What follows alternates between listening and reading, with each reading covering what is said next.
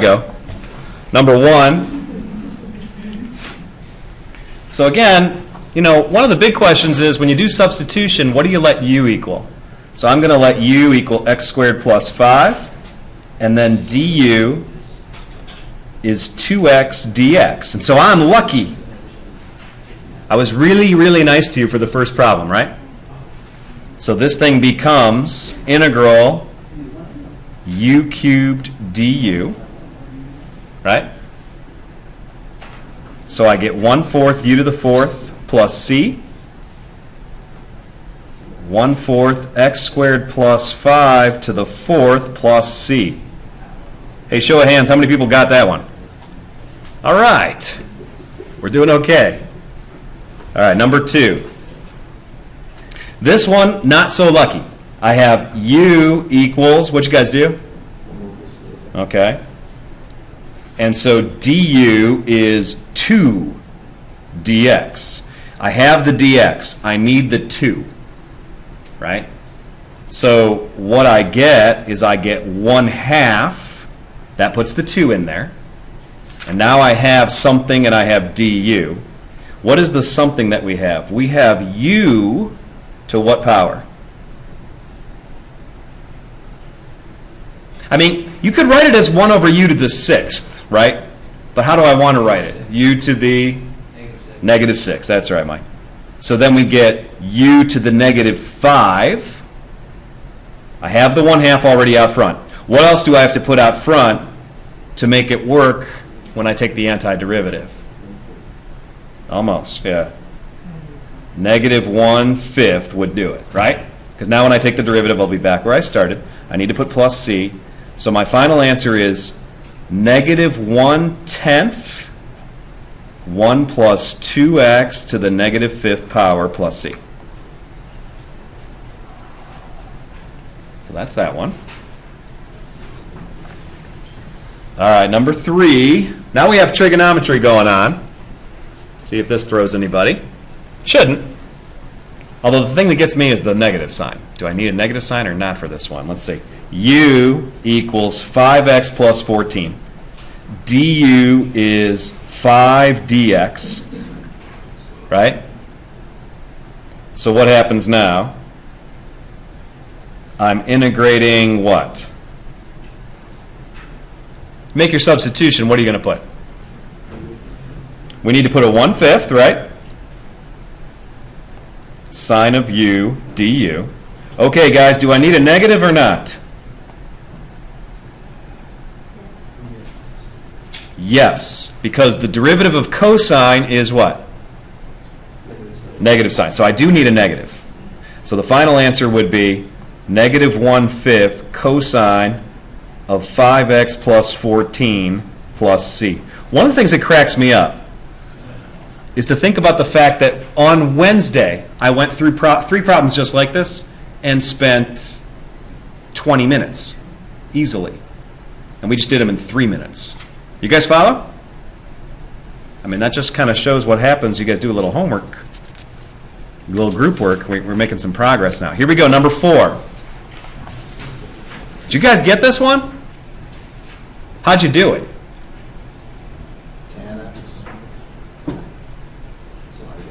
What do you let u equal? I guess that's my question. How many did sine of x? How many did cosine of x? Are you guys left-handed? No. I mean, there's different ways to do it, right? Let me see a cosine, let me see a sine. Come on, throw them up here. Thank you. There, Tim's going to demonstrate sine. Jake's going to demonstrate cosine. All right. If you did sine of x, oh yeah, I hate to be public about this, Tim, but Tim didn't have his x. And a sine of x without an x is just a sin. Don't do that, guys. We don't want to sin. All right, but he put u equals sine, so du is cosine, right? So he got u du, 1/2 u squared, so he got that.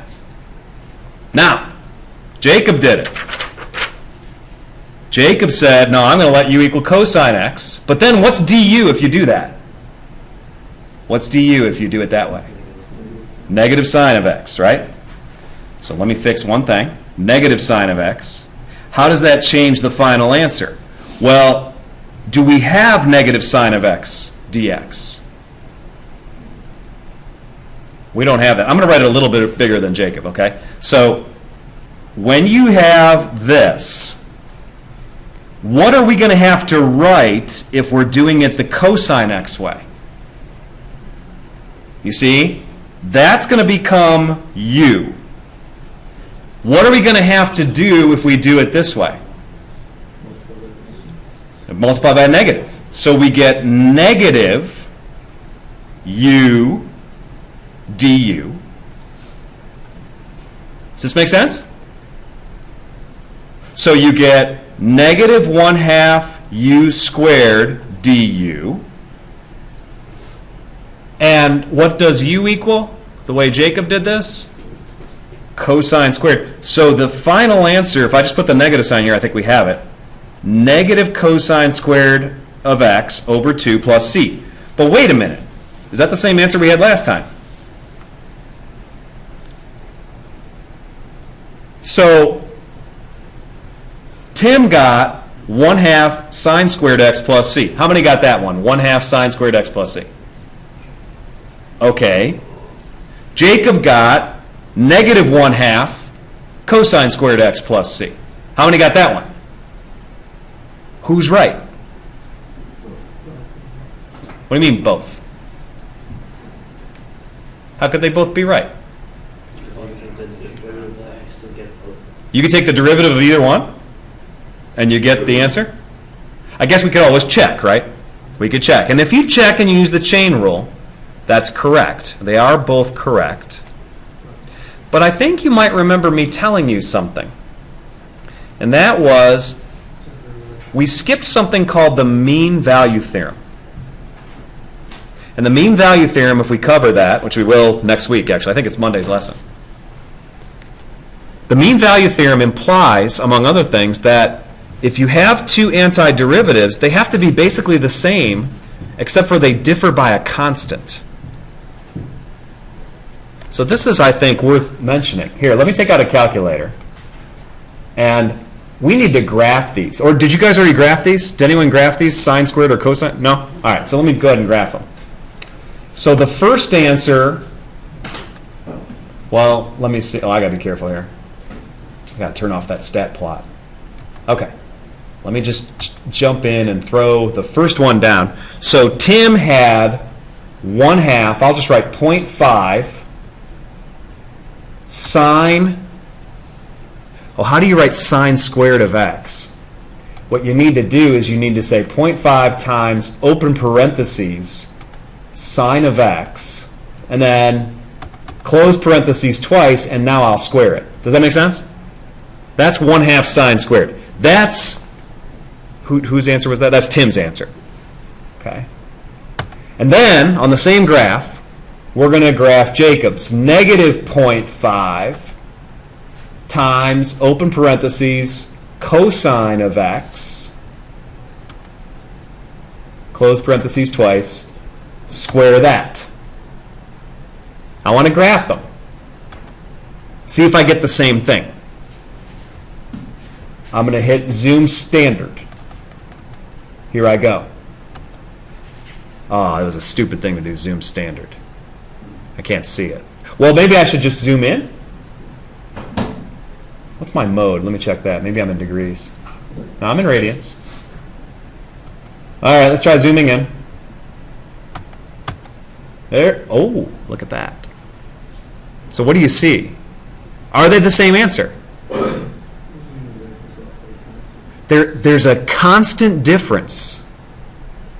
You see that?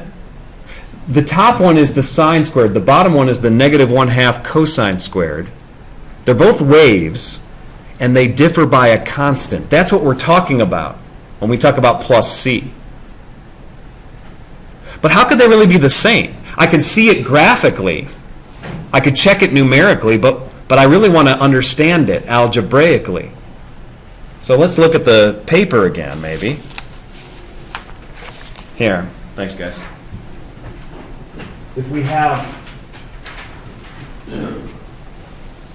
So if we let me go through this again. If we let u equal sine of x, eventually we get 1/2 sine squared x plus c. And if we let u equal cosine x, eventually we get negative 1/2 cosine squared x plus c.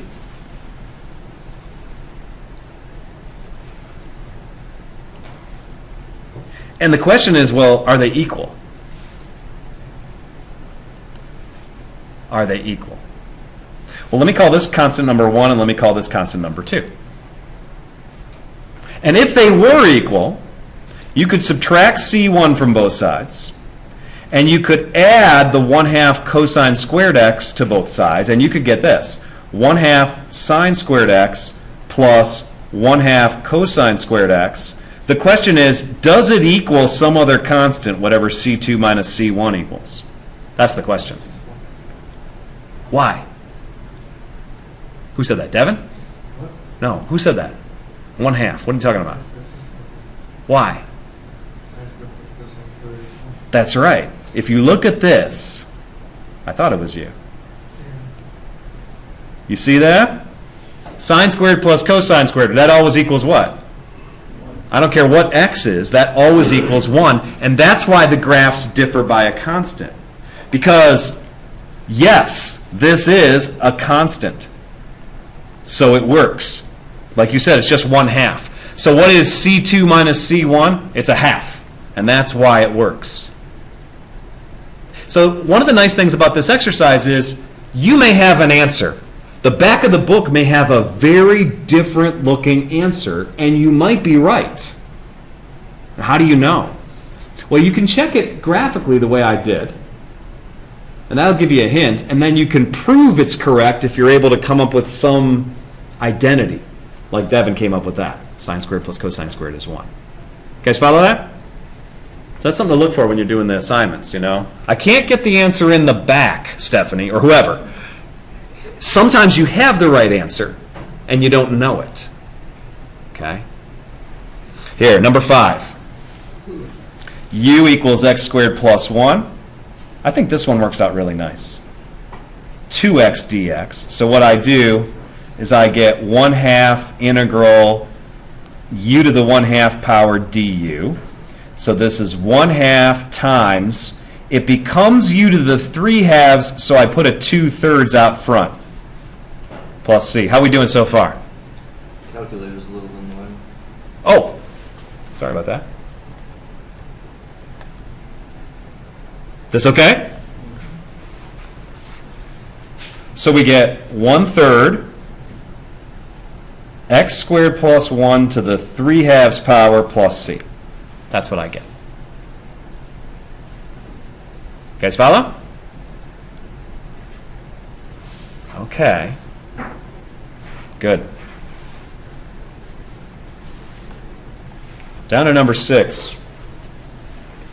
And I was really pleased how many of you understood the idea here. That if u is equal to x plus 3, and I say, what does x equal? Well, x is equal to u minus 3. By the way, what does du equal here? Yeah, so just the same as dx. So that's kind of nice. When I go to make my substitution, I get du. And since x is u minus 3, the numerator now is u minus 3 squared.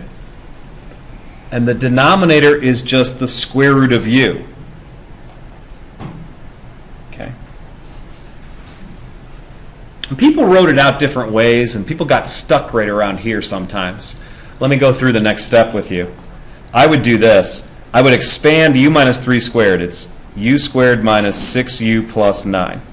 Right? You square a binomial, you get a trinomial. So then we have down here u to the 1/2 du. Everybody's getting divided by u to the 1/2 power.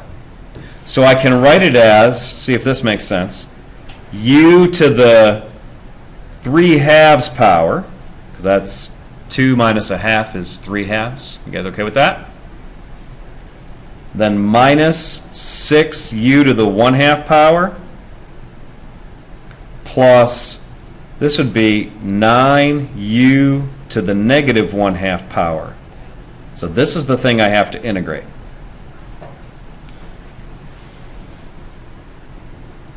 How we doing on that? That was a little quick. How many are with me right now? I'll pause for a second. Right? So let's see.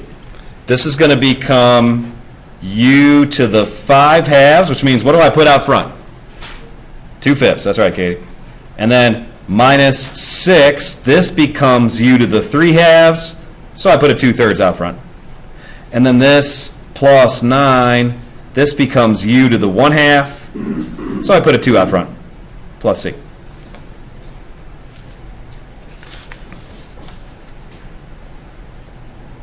Final answer.